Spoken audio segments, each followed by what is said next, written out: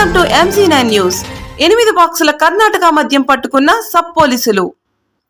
ఎన్నికలు సమీపిస్తున్న వేళ రాష్ట్రంలోకి అక్రమ మద్యం నిలువరించే ప్రయత్నంలో భాగంగా కోసిగి సబ్ డిపార్ట్మెంట్ పోలీసులు చేసిన హెచ్చరికలు బేఖాతారు చేసి అక్రమ మద్యం తరలించడానికి ప్రయత్నించే వారిని కటకటాలకు తరలిస్తున్నారు.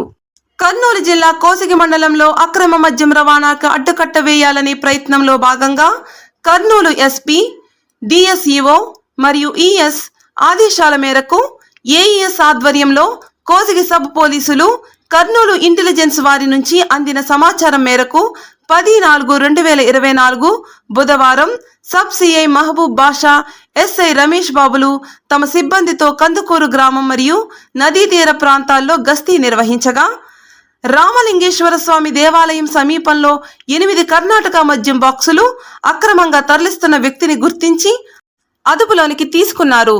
నిందితుడి నుండి 768 original choice dealers whisky tetra ప్యాకెట్లు మరియు మద్యం తరలించడానికి ఉపయోగించిన ద్విచక్ర వాహనాన్ని సీజ్ చేసి నిందితుడిని కర్నూలు జిల్లా కందుకూరు గ్రామానికి చెందిన హరిజన చంద్రప్ప కుమారుడు హరిజన ఈరన్నగా గుర్తించడం జరిగిందని, అతనిపై కేసు నమోదు చేసి ఆదోని సబ్ జైలుకు తరలించడం జరిగిందని ఎస్ఐ రమేష్ బాబు తెలియజేశారు.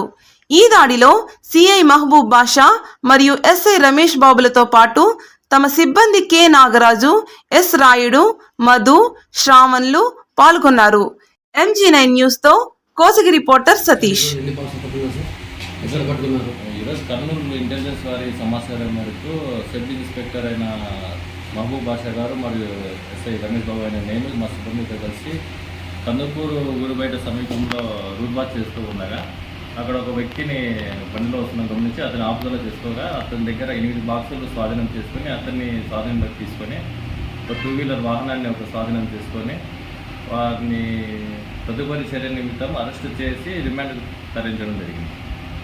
నా పేరు రమేష్ బాబు, సబ్ ఎస్ఐ కోసిగి.